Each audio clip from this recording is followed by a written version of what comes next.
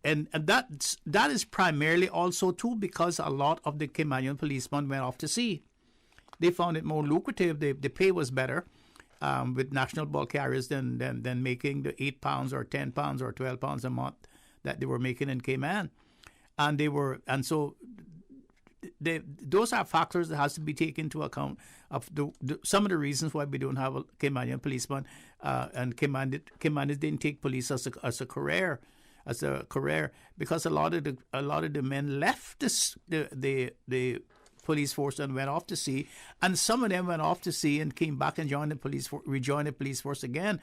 So that's a reason. So it wasn't all because they didn't think Caymanians were qualified or Caymanians were not applying to join the police force. I think it is where the most money, the salary was better that attracted the Caymanians out of the police force. Well, the other issue with that would have been who determined who should be hired and from where. And that has, but remember, not always been in the hands of Caymanians. But we have to take the break now. When we return, we can focus on that area. Folks, please stay tuned for the record. We'll be back shortly. Satisfaction is guaranteed 24 hours a day, whether it's music or information. From Grand Cayman to Cayman Brac to Little Cayman, we've got you covered. You ever hear a thing like that? Radio Cayman in the Cayman Islands. Today's biggest news. Radio Cayman, your voice, your choice. Local, regional, international. This is Headlines from Radio Cayman's newsroom. Today's biggest news. Government reported the results of 651 COVID-19 tests on Tuesday. One came back positive. So far, just 64% of Cayman's estimated population is fully vaccinated. The Taliban are reported to have raised their flag above a key border post between Afghanistan and Pakistan and claim it is now under their control. Videos being shared on social media show the white flag fluttering above the Spin Boldak crossing near Kandahar. Afghan officials have denied the post has fallen, although pictures on social media show the militants chatting to Pakistani border guards. And Democrats from Texas have defied threats of arrest after fleeing the state in an effort to stop Republicans from passing a sweeping new voting law. More than 50 Democrats flew to Washington, D.C. on Monday in a move intended to paralyze the state's House of Representatives ahead of the vote. At least two-thirds of the chamber's 150 members must be present. On Tuesday, Republican Governor Greg Abbott threatened the missing politicians with arrest. Those are your headlines. I'm Karsley Fuller. For the latest in news and information, follow Radio Cayman on social media, Facebook, Instagram, Twitter. Download the Radio Cayman app or log on to our website, radiocayman.gov.ky. For the record, with Ort Connor. Initiating system. For information that matters.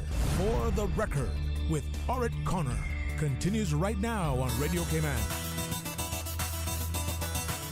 Good morning and welcome back to For the Record. It is my pleasure to have in the studio with me this morning Dr. Steve Macfield. Ms. Susan, do we have anyone on hold? No one on hold. So for the benefit of our listening audience, and in particular the caller who had the question about foot patrols, as well as the complement of the Royal Cayman Islands Police Service, this is being taken directly from their website, and it reads, I'm not sure when it was last updated, but it reads, the Royal Cayman Islands Police Service is a single national police service with a unified command structure. It is an unarmed service with an armed response capability that is mandated by statute to deliver the full range of police services across the Cayman Islands and its territorial waters. Founded in 1907, the Royal Cayman Islands Police Service now has 395 police officers and 63 civilian staff who serve the nearly 60,000 people in these islands, as well as the approximate 2 million people who visit each year. In 2017, Royal Cayman Islands police officers answered 80% of all emergency calls dispatched by the 911 Communications Center and 31,865 calls for service in total, encompassing both 911 dispatches and reports received through police stations. So this looked like the last update may have been 2018 in terms of this information about us, because I saw other sections on there where there were graphs showing the population of being somewhere around about 69,000, as well. So this may not be as current as we would want it to be in terms of the number of the complement of the Royal Cayman Islands Police Service. So, Doc, going back to this whole issue in terms of who decides the hiring policies, I forgot to mention. That another reason why there may be the reason for not having some Caymanians in the police force, many Cayman police forces, that since 1962, when we got a new constitution, those powers to hire policemen were transferred to the governor. Remember now, those were under the hands of Caymanians up until that time.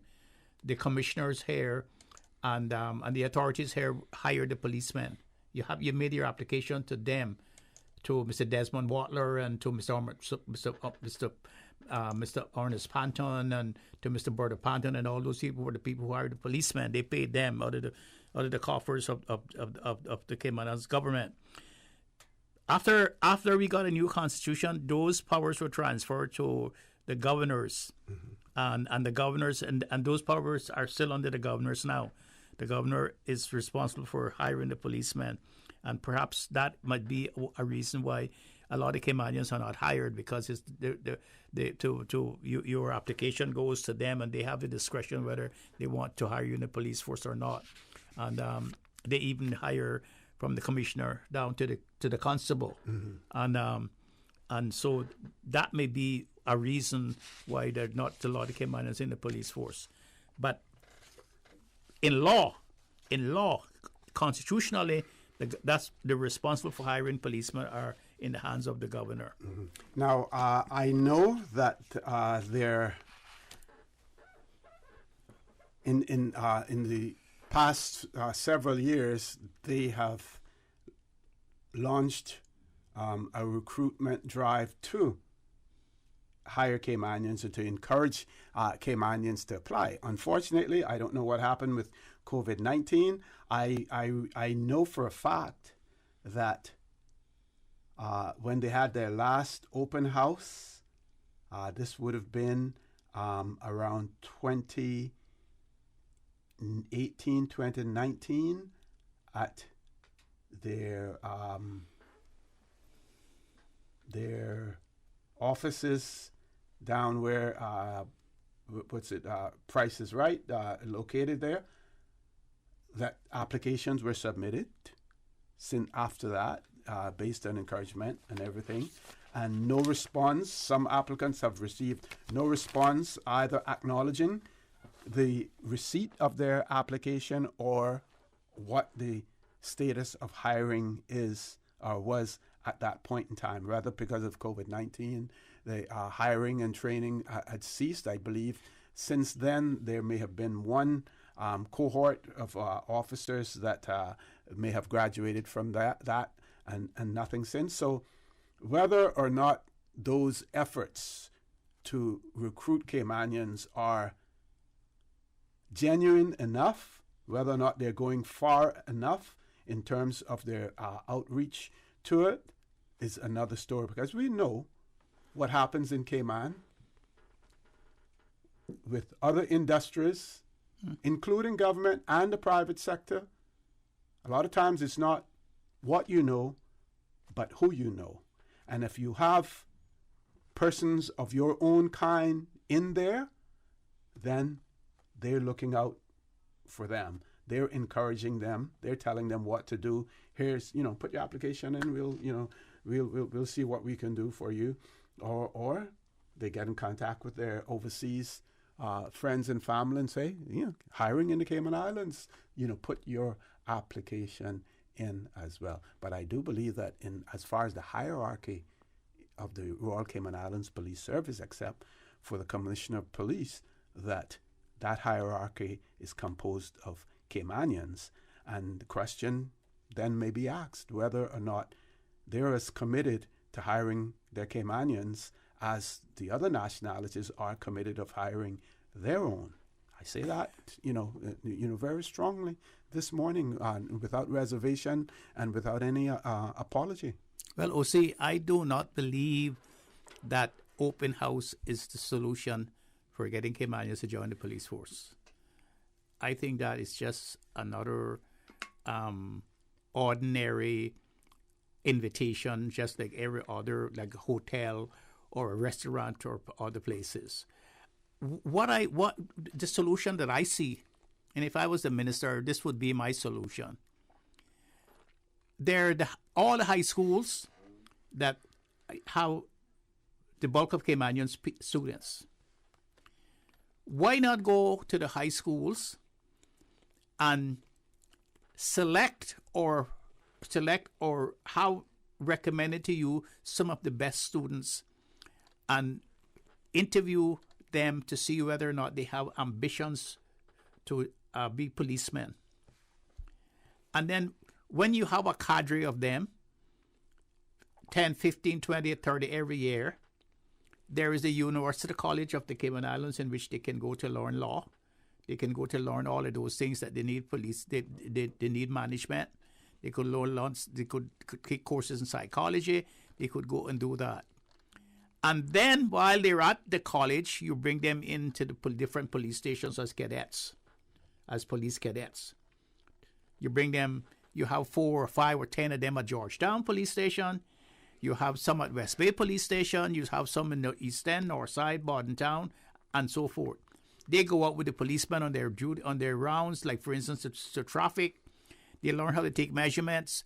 They learn how to do a traffic report. They learn how to do diaries, police diaries. They learn how to do reports. That is the way that you get Caymanians into the police force. Not to have an open house and ask them to send an application, and then after they get the application, then it goes into the basket. That's not the way. The way there's another way. If you really want to have Caymanians running their country and to police in their country. Okay. We have 4 callers queued up, so this obviously is a hot topic. We're going to ask everyone to be as brief as possible. We're going to take one call, go to the commercial break, and when we return, we'll take the other callers after. First caller, good morning. Welcome to For the Record. Good morning. Good morning, Essie, and good morning, Mr. Steve. Good morning. Good morning. Yeah, all I want to ask is if this, I'm going to say gay parade that we're due to have the end of the month, do we know if these people are coming to be quarantined, or we just landing them even though our borders are closed? Are people coming in for that? I saw the release, but I didn't get an opportunity to read it yet, whether or not it was all local or whether or not persons were traveling in to participate. No, I was told that there would be people coming in. Well, like the parade that they're having as international. Well, I would imagine that they would fall under the quarantine protocols like everyone else. I don't see any exception, or I shouldn't say I don't see. I wouldn't expect any exceptions to be made for them. Yeah, but if they're coming in, let's say for 14 days they need to be coming in now. Maybe they are. I don't know. We have no way of knowing. Can you check on it for us and let us know? I'm not sure that I have any way of knowing that. Persons that may be private information. But does it matter? Other than the fact that your concerns may be about the adhering to the protocols, the COVID-19 protocols, does it present a problem otherwise? Sort of, but I'll let it go. Okay. We'll leave it at that then. Okay. We have enough time to grab another caller, Miss Susan. Caller, good morning. Welcome to For the Record. Am I on? Yes, ma'am. Yes, you are, ma'am. Good morning. Good morning. This is Georgia Lee Banks, and good morning. So, Dr. Steve McField, is he still there? Good morning, Miss. Good morning, Miss Georgette. How are you this morning? Oh, I'm thankful to God I'm alive. I just have one small statement to make. How all due respect, the governors past and to the present governor, but they don't know Caymanians and their families the way a Caymanian would know. So I don't understand why they have the choice about who will be accepted into the post. And I'll wait with bated breath to hear the answer. God bless you all, and God bless our three islands. Thank you, Miss Georgette. All the best to you, and please stay safe as well. Folks, we're going to take a commercial break. When we return, we will take the other callers that are on hold, so please stay tuned for the record. We'll be back shortly. Are you feeling sick but don't feel ill enough to go to the doctor? Ask your pharmacist for advice. Here at West Bay Pharmacy, our pharmacists have been trained to offer helpful, easy-to-understand advice on the treatment of everyday minor ailments for yourself and all the family. Anything from headaches, cough, and sore throat to cold sores, our pharmacists will know when medical help is needed and will not hesitate to refer you to your doctor if your symptoms demand it. Like doctors, our pharmacists have a professional code, which means all personal information you give them will be treated in the strictest confidence. Visit us today at West Bay Pharmacy, where we care about your health. Make your house into a home. Welcome to Brand Source Home Gallery, your source for premium products and a premium experience. We'll design and install your dream kitchen with crafted cabinets, complemented with elegant appliances. We'll fill it with quality houseware and cookware. Custom-designed closet and storage solutions organize and beautify any area. And with the finest bedding, you'll get a perfect night's sleep knowing Brand Source Home Gallery has everything you need to make your house a home. Did you know that defective airbags can cause serious injury or even death if not repaired immediately? Right now, millions of vehicles around the world are under recall for faulty Takata airbags, and yours could be one of them. At Vant Motors, our priority is to make sure the Toyota or Ford you drive is safe. So we are offering customers a free, fast, and easy airbag swap out if your vehicle was manufactured in 2016 or earlier. Find out if you need to have new airbags installed by emailing your Ford or Toyota vehicle's VIN or vehicle identification number to service@vantmotors.com or stop by Vamp's Service Center or call us at 949-2245. Don't risk it. Get the airbags in your Toyota or Ford checked for free at Vant Motors on Walkers Road.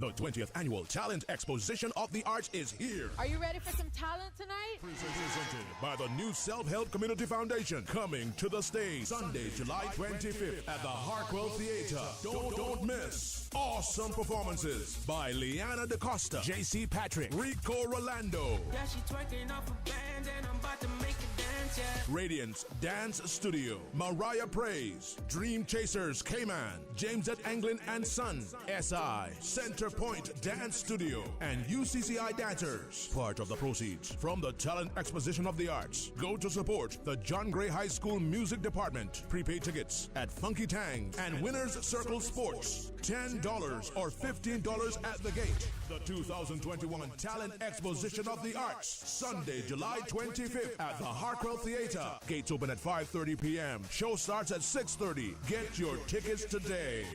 As the community continues to take precautions from COVID-19, it is important to stay prepared for other disasters now that we're in the hurricane season. Here are some post-hurricane safety tips from the Department of Environmental Health. Did you know that you must discard fresh fruits and vegetables, meats, foods in canisters, dented, leaking, or rusting cans after they have come in contact with floodwater? For full guidance on post-hurricane safety tips, visit www.deh.gov.ky. For the record, with Ort Connor. Initiating system. For information that matters. For the record, with Ort Connor. Continues right now on Radio Cayman. Good morning and welcome back to For the Record. Dr. Steve McFeel is in the studio with me. We do have callers on hold, so let's go straight to the phone line. Just like to sure to Miss Georgette's question. Okay, you see okay. she's waiting. Uh-huh. I could give a sociological academic answer to Miss Georgette's question, but I'll just put it this way simply: we are not a melting pot society. We are a Joseph coat of many colors. We are a mosaic of different nationalities. We brag about 120 different nationalities living in this small country. But what we do not point our fingers to is that most of those nationalities live by themselves. They're not integrating in our society, and they're not creating a homogeneous society. And so when you have that sort of system in a place, people gravitate to their own people. And so when it comes to hiring or getting together, eating together, playing together, amusement, they amuse and have amusement with their own people. They hire their own people and hire their own kind because they're familiar to them. I mean, it's quite simple. It's quite simple. And so that is one of the reasons why when you have somebody from X country in charge of X of Y, he's going to bring some people from X country to help him to be in charge of Y. He's not going to bring someone from H country to be in charge of Y. That's quite simple. And so when you put power in the hands of somebody who's not like you, who doesn't look like you, who doesn't share your culture, who doesn't belong to you, that's what you expect. What else you can expect? It is human nature. Except for when the male and female principles come together, when male and females come together, that's a different thing. But generally, that is what happens in a society. People look for their own people. Okay, thanks very much for that, Doc. Next caller, good morning. Welcome to For the Record. Hello. Good morning. Okay, good morning. Morning, OC. Morning, Dr. Steve Elvis. Good morning. How are you doing, Elvis? Yeah, good. Dr. Steve, I just heard you say that if they wanted to recruit the police Caymanian, they should go into schools. Yes. Now, that is a very good idea. Well, let me tell you something now, Dr. Steve. Come and tell you when they go into the schools. You remember years ago when they wanted to close down the group of fishing? Yes. From the locals, remember? Just locals used to fish in it, Okay? You know what they done? They went into the schools, Ivor School. My grandson came home. He had the big thing about the groupers. I mean, educated to the fullest. And I told him, I said, they can show you what they want. But I go and fish groupers. He said, Grandfather, you should be ashamed yourself. You don't have to do that. Make them come and have their baby and go on, then you can catch them further down the line. Mm-hmm. And I was just laughing because I wouldn't, I would laugh and I say, well, Nicholas, that's good. That's good that you're teaching that, okay? Because listen to me now, they wanted to protect the groupers and stop the Caymanian from fishing. So they done that. So, but they don't want no Caymanian in the force that they can't control. You remember, I read this when I would listen to that, in 1907 and thing, the Caymanian used to hire Caymanians, right? Then when we left Jamaica in 62, that the governor started to hire the police officers. The Foreign and Commonwealth Office told us then, this is what it said, you can look in the archives. Hire policemen from somewhere else. Do not hire too many Jamaicans in your force, because the Jamaican police force is corrupted just from the 60s, right? They have a tendency to be corrupt. That's why we brought in all the police from Barbados, brought some from England, and some Caymanian joined up. That were the dominant people in the force. It was some Jamaicans in the force then too. And some from Belize. Belize also. Belize too. Yeah, Belize too. Okay, thank you. Now, as the year go, as the time went on, right? And the Caymanian them retired, the Bajan retired, something they say, we did not push no drive to hire no Caymanian. We brought in, like you said, Mr. C, the friend named Bon Celestia. there's a job in Cayman, come down, get a job, brother. Me, I putting a letter for you. You know what the Caymanian doing? They're not telling you the Caymanian not telling you. You know what he tell you? When somebody got a job, they say, man, if I know you want a job, man, that's how we operate. Yes. That's how we operate, sir. And how, Dr. Steve, and thank you for the knowledge. It's very, very enjoying. Thank you very much. Thank you very much, caller. Next caller, good morning. Welcome to For the Record. Good morning, caller. Welcome to For the Record. Okay, until we connect with that caller, I just want to say that we have. I just want to say that I have looked at the Cayman News Services website, and I see nothing there that indicates that there are persons coming from overseas. But bear in mind that we have LGBTQ Caymanians living overseas as well. Those Caymanians are entitled to return to their country of birth, the place where they call home as well, and they may be wanting, to do that. But there's a paragraph in the in the store in Cayman News Service, and the organizer of this event, and I think he's the president of the foundation, or the leader of the foundation, says that although this is the first time that Pride will be officially celebrated in this country, Kyaso Smith said he had no trouble getting permits and little resistance from the community over the flag raising, despite some objections from the Ministers Association. It was a great success. Says that we have over 75 persons attend the event in the past, and it was conducted in a very respectful way, as our goal is not to upset anyone. He said it is a great feeling to know this has been done for the first time in the Cayman Islands. Each year, the LGBTQ community had to visit other countries to celebrate Pride, but for the first time, we are able to celebrate it right here in Cayman. So I see no mention anywhere of persons coming from outside of the Cayman Islands to attend. But like I said before, Caymanians are allowed to travel back to this country. The protocols are in place as far as COVID-19 is concerned as well. Caller, good morning. Welcome to For the Record. Good morning. Good morning. How are you? I am well. Thanking Dr. Steve for his contribution this morning, and especially the segment on how to. Mm-hmm. Me and Dr. Steve never talk about nothing, but I have been rubbing it in the eyes of people who can, the way to go about recruiting police from our local stock as sons and daughters of the soil.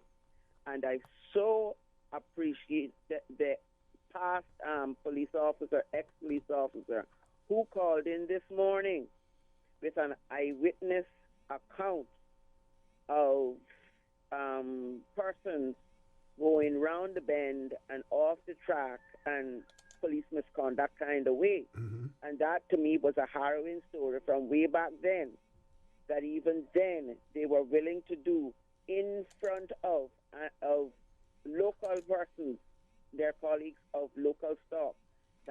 That's harrowing. Likewise, a few months ago, I heard somebody who was at one time involved in some sort of financial occupation here in Cayman speak about the monies, the $1 and the $2 and the $10 going where we don't know. To me, these two revelations are something we can take to the bank. And these two things is something Caymanians who got good sense need to drill down in. These are the first two confessions. And that's why they don't want to hire Caymanians, because 1 or 2 out of 1 million may find a conscience, and they don't want to do certain things. But Dr. Steve, please keep talking along those lines, because that's the only how we're going to get our people in. And that's number one. And number two, please tell us, because I had heard please tell us about how the armed forces that Caymanian men of good report and high caliber sat down and was mulling over for a long, long, long time. And how suddenly now we have an army, a regiment, they call themselves, I don't know which is the word. But we have an army, when I know my own Caymanians, and I believe that you know about that too, were seeking to recruit our people and the same way to have them in a way structurally to go to different uniform departments, so on and so forth. That made good sense. That would involve our people at the grassroots and in these emergency services. Oh, please speak to that, please. Okay, caller, thank you very much for that. We're going to grab one more caller before we go to the break. Caller, good morning. Welcome to For the Record. Wait, I'm going on a talk show. Hello? Good. Go right ahead, caller. Good morning. Good morning. I get cut off. They cut me off. They don't want to hear what I got to say. I want everybody. No one has cut you off. No one has cut you off. I kept saying hello and we didn't hear anyone, so I went on to something else. We didn't cut you off. I'm out. Maybe you need to check your ears. You need to know how radio stations operate and how the phone line operates before. Let's not get into that. Go right ahead. But listen, what I'm calling, and I know it gonna touch some people, but I don't care. I never know a thing about no gay parade. One more than people want. They grant them, they think to marry, so what else they want now?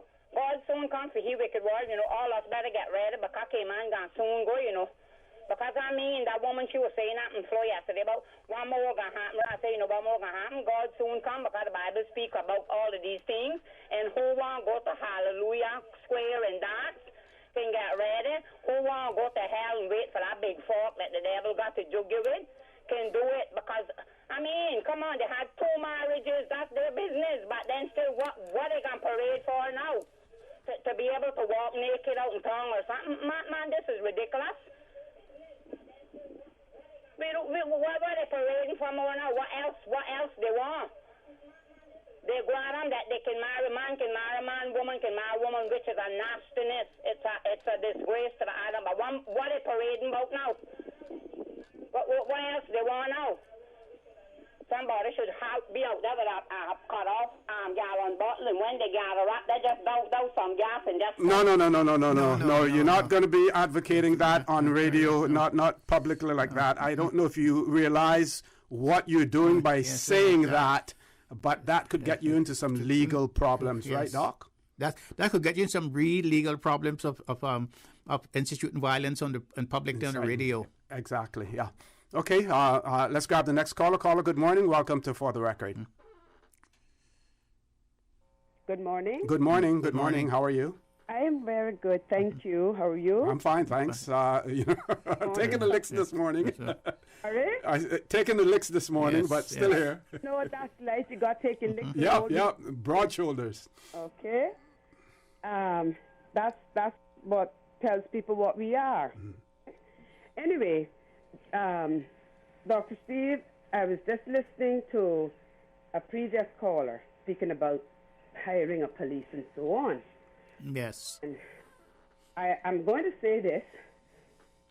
Both of you knew my father. Yes. Mm-hmm. Yes. And Dr. Steve, I know you can attest to this, and you can tell the story better than me.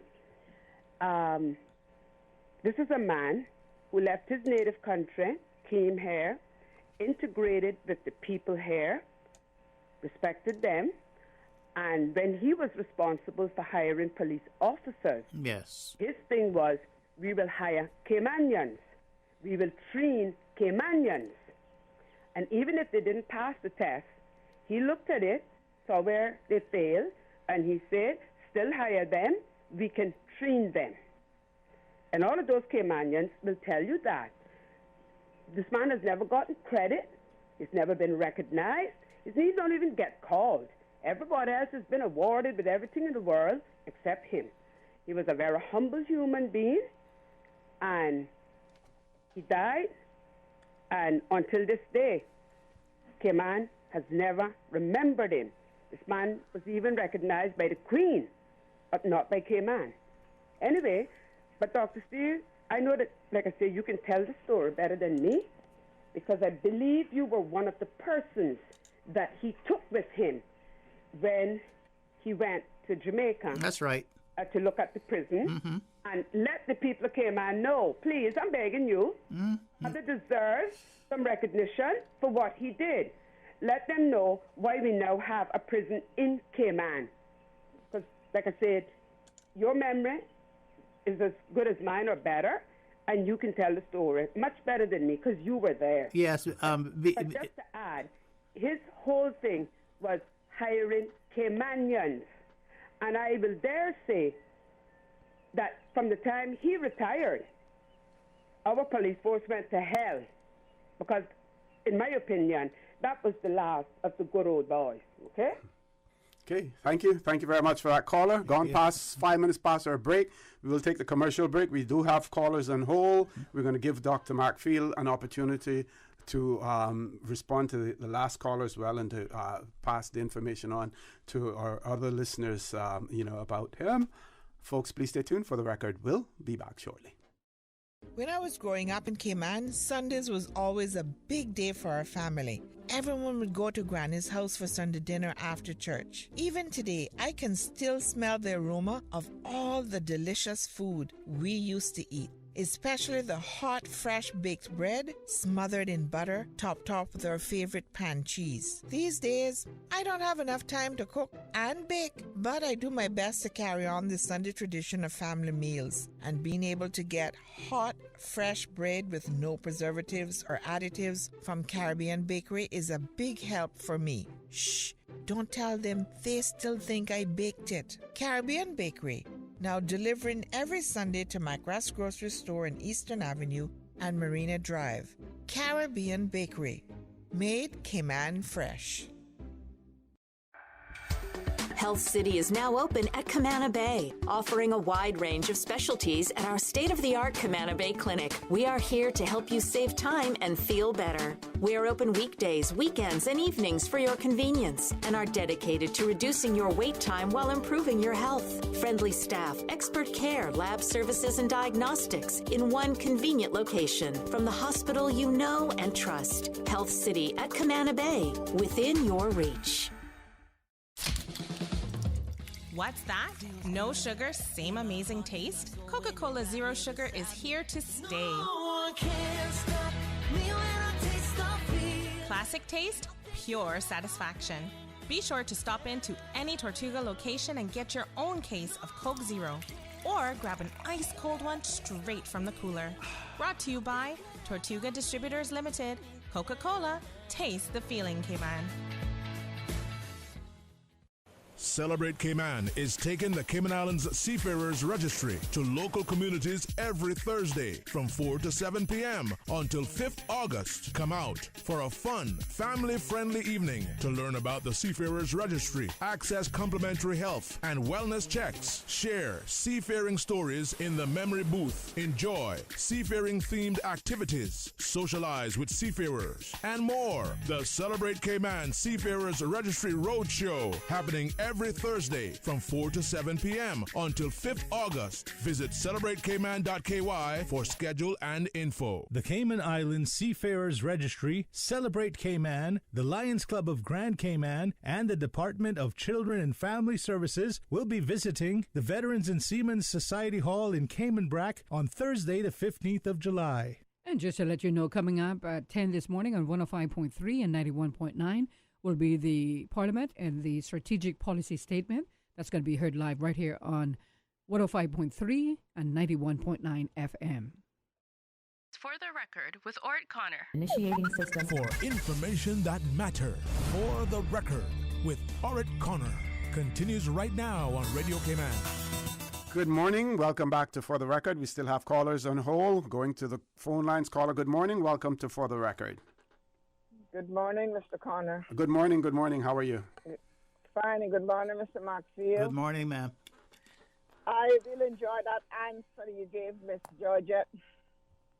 You know, it's very sad, you know, how things are being done here in this island, for being so small. And I always say for a long time that we should have in our curriculum at the school, the police department, the fire station, and which other one? Fire and police should be taught in our schools to give the kids some encouragement to become a fireman or a police officer. A couple of weeks ago, we crossed the fire trucks. I said to the kids on the bus, I say, "Isn't that a beautiful fire truck?" I'm like, "Really?" I said, "Who want to be a fireman?" Everybody said, "Not me." I said, "Who want to be a policeman?" "Not me." So you see, I know they're young and everything still, but I think they were getting some lessons in regards to what's happening out here with our police department and so forth, try to give them more encouragement. And Mr. Maxfield and Mr. O.C., is it really true that a 10-story hotel has been approved for the Caymans? I saw something in the papers that the approval was given at the CPA's meeting. I didn't get an opportunity to read the whole article to see whether or not there were any specific conditions placed on it, but yes, it appears as if it was approved. And I saw where someone mentioned that it was approved under the other government. So that means that this government can't even do anything if they wanted to do anything in regards to not building a 10th floor. Am I wrong or? It's not. The Central Planning Authority really is the entity that I'll let Dr. Steve Macfield, because I'm sure that he's been before them before. But they're the entity that is charged with approving applications. Any government may endorse something happening, but the actual approval had to come from the Central Planning Authority themselves. And they should not be influenced by any minister or any cabinet or any governor or anybody in the civil service or anybody, because that would be contrary to the rules of natural justice, and that would be contrary to impartiality. It's them who have the constitutional power to say whether you get a plan to do a building or not, and they are not supposed to be influenced by any other entity. So a 10th floor. Do you all believe that that's going to be what you would call a free concession to build that? To bring in all their goods to build that, Mr. Markfield? You think they'll be getting free concession? I don't know. I haven't heard that yet. I haven't heard any. I haven't heard that stated, and I haven't heard any rumors about it. All I can say, God, please have mercy on us. Anyhow, guys, you have a great day, and Mr. Maxfield, I'll talk to you soon. Thank you. Thank you very much. Okay, no more calls at this point in time. I think we're going to close the phone lines off. I just want to to reply to the lady who called about her dad. Yes. Deputy Commissioner Archer. And I would just like to say that he was perhaps the reason why he never got any recognition, because he was a meek policeman, and perhaps he was not an aggressive policeman. Perhaps those traits were not what they were looking for in policing, but he was very influential in having the people in the Cayman Islands know him and to love him and to respect him. One of the things that one of the old colonial relics that we tried to shake off in the 1980s was sending people off to a different country to prison. Before the 1980s, everybody who were sentenced to more than 9 months imprisonment went off to Jamaica, to the penitentiary in Jamaica for imprisonment. Now, up until when the Unity Team government, that was led by Mr. Jim Borden in 1976, when they came to power, they had reports about certain incidents that happened in the prison in Jamaica that affected the Caymanian prisoners who were there. I'm not going to say what the contents of the reports are, because some people are still alive who was at the Jamaica prison. Mm-hmm. That evoked the concerns of the Unity Team government, and the Unity Team government decided to make an investigation of the matters. And they had Deputy Commissioner Archer, along with myself and some other people, to go to Jamaica to do an investigation and to come back and make recommendations to the unity team government as to whether or not they should continue sending people to Jamaica or whether they should find an alternative. Well, the results were that Deputy Commissioner Archer recommended that we should stop sending people off to Kingston, Jamaica, or where it's sometimes banished down Jamaica in the prison. It depends on what prison would take them. And by the way, we were paying Jamaica to take the prisoners, to house the prisoners on our behalf. As a result of that recommendation, Mr. Jim Borden took the recommendation to the Executive Council, and out of that recommendation, Northward Prison was born.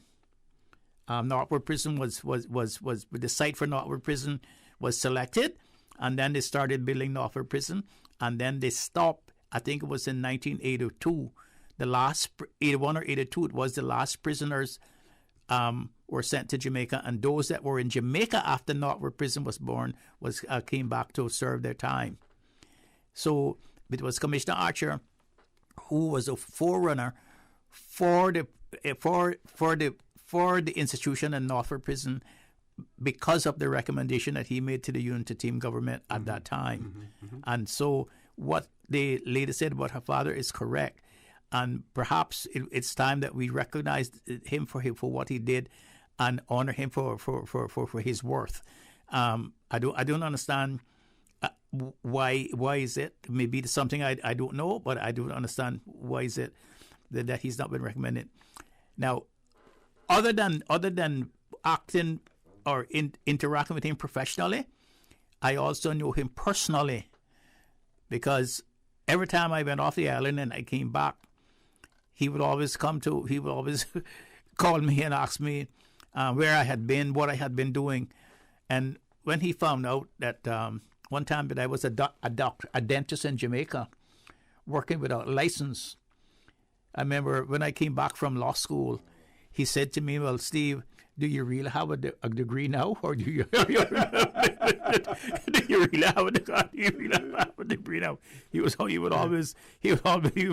a way of putting things. He had a way of putting things. Yes, he had a way of putting things.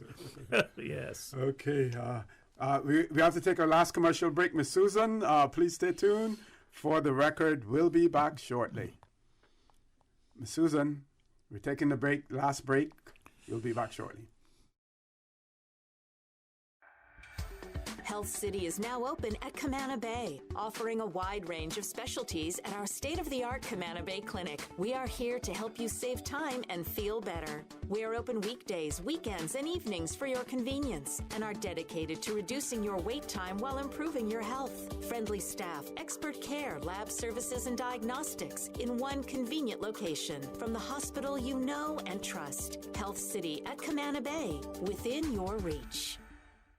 When I was growing up in Cayman, Sundays was always a big day for our family. Everyone would go to Granny's house for Sunday dinner after church. Even today, I can still smell the aroma of all the delicious food we used to eat, especially the hot, fresh baked bread smothered in butter, topped with our favorite pan cheese. These days, I don't have enough time to cook and bake, but I do my best to carry on the Sunday tradition of family meals, and being able to get hot, fresh bread with no preservatives or additives from Caribbean Bakery is a big help for me. Shh, don't tell them, they still think I baked it. Caribbean Bakery, now delivering every Sunday to McGrath's grocery store in Eastern Avenue and Marina Drive. Caribbean Bakery, made Cayman fresh. Why is alcohol bad for me? Look, you're too young for that, eh? Don't try to scare your child about drinking or tell them you can't handle it. Instead, tell your child that alcohol can be bad for their growing brain. Tell them it interferes with their judgment and can make them sick. Underage drinking has severe consequences, including injury or death from accidents, academic problems, and even other drug use. Young people who drink are also more likely to have health issues, such as depression and anxiety disorders. Once children hear the facts and your opinions about them, it is easier for you to make rules and reinforce them. This message is brought to you by Radio Cayman and the National Drug Council. Radio Cayman, your #1 community station, would like to remind you that we are in the hurricane season, and in order to survive a hurricane, you need to be prepared. If officials' sources say a hurricane is imminent, please board up or shutter up windows in your home or place of business. Remember to use good lumber, as makeshift boarding may actually cause more damage. Also put strong bracing on outside doors so that they are not blown off or blown in. This hurricane advice was brought to you by Radio Cayman, your caring community radio station. For the record, with Ort Connor. Initiating system. For information that matter. For the record, with Ort Connor. Continues right now on Radio Cayman. Good morning and welcome back to For the Record. We're on the last leg of the show this morning. So, Doc, I'm going to cover a few things, but we also want to talk about the situation in Cuba and what preparations we should be making in the Cayman Islands in anticipation of anything taking place. First, one of our listeners wrote in and said that a good source, really police cadets, a good source of cadets for the police service is the youth cadets and the scouts as well, in addition to the high schools. And I want to say about the scouts, we have a young man who is rapidly moving up the ranks of the Royal Cayman Islands Police Service, who came out of the Scouts movement, as well, and we're extremely proud of him. One of our listeners also wrote and said, good morning, OC and Dr. Steve. Dr. Steve, I agree with you about the other nationalities hiring their own people, and when our Caymanians apply for jobs, they are turned down. I've heard so many Caymanians when I'm out doing business talking about this. Also, one of your previous callers talked about hiring Caymanians and how the head officer still hired them. Well, we need more like them. And our dear Mr. Kirkland Nixon, who held to his beliefs of only having Caymanians in the fire service. I would love to see some of this happening again as well. And then in response, very quickly in response to the person who called about the 10-story hotel being approved. On Goring Avenue. On Goring Avenue. I don't know if I'm going to get this article still because, here we go. Because, if you don't subscribe to this was on the Compass, and it indicated that the Central Planning Authority had given a green light for the construction of a $80 million story hotel. This 177-room hotel called One Georgetown, 1GT, is being developed on Goring Avenue by a company called HPW Investments Limited. They say that the approval of the application was done on the 23rd of June meeting, but the decision was not circulated until yesterday. Say this is the latest 10-story hotel to be planned in Georgetown. Construction is underway for the Grand Hyatt Hotel and residential North Church Street, tongue tie there. And it goes on to talk about the planning, the approval, the support that it received from DOT. Also, it says amongst the issues highlighted by the Department of Planning and Department of Tourism in their submissions in response to the application were potential traffic congestion and a lack of parking spaces within the Business Central Business District of Georgetown. Planning Department determined that the application made provisions for 85 parking spaces, but a total of 162 spaces would be required to accommodate the size of the hotel. The developer stated that the parking would be provided off-site and the shuttle would be available to take people to and from the hotel. Valet parking would also be an option for guests. It says the Department of Tourism in general supported the application, stating that it would act as an economic stimulus to Georgetown and would help diversify the hotel accommodation options for travelers. Says also that the developer agreed at the 23rd of June meeting to amend plans for a rooftop restaurant and bar, which the planning department had noted would take the height of the hotel to 11 stories as well. So that's the situation, with that. So, Doc, now, Cuba. We see what has been happening in Cuba, the demonstrations, mass protests, not only in Havana, but in other places as well. It seems to be well organized. The response of the Cuban government so far, based on the reports that we're receiving, only one death, and several hundred and odd persons missing, whether or not they've been detained or what. Yes. But or killed. Yeah, right. Yeah, you never know. But we've seen in the past the policy of the Cuban government when there are internal issues. They have a tendency to say, if you don't like it, leave, and they open up their borders. And we know what happens when that occurs. We went through it on several occasions here in the Cayman Islands. And the question is, are we prepared? Are we preparing ourselves? Are we thinking about this? And are we getting policies in place? We know that the U.S., as far as the northern end of Cuba is concerned, that they will be patrolling that. As a matter of fact, only this week, I think it was something like about 26 Cubans that they returned to Cuba. So they have provisions in place for the speedy return of the Cubans. They're not even allowing them to land anymore, so that they can have access to the immigration courts and access to be protected by the laws in the United States. They're sending them back immediately, and it seems that their policy towards the immigration to Cuba has been changing, especially those people who are coming by the boats and clandestinely into the Cuban border.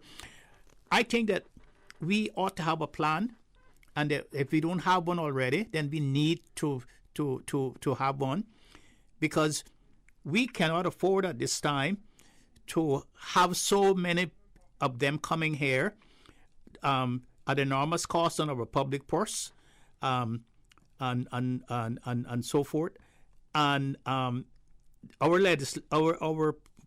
members of parliament ought to make a policy and ought to make it quite clear that we cannot afford at this particular time, no time. But this particular time is more significant to have such a large number of people coming into our borders, and we take them in for humanitarian reasons, and then spending the money that we need for our own people, for our education, for our health, and for our old people, and for NEU to be spending on people who are not grateful to us and helping them out in a time when they have their problems. We need to have a policy, because as you said, this is how Cuba has released the pressure on their society when people are demonstrating against the problems that they have in Cuba.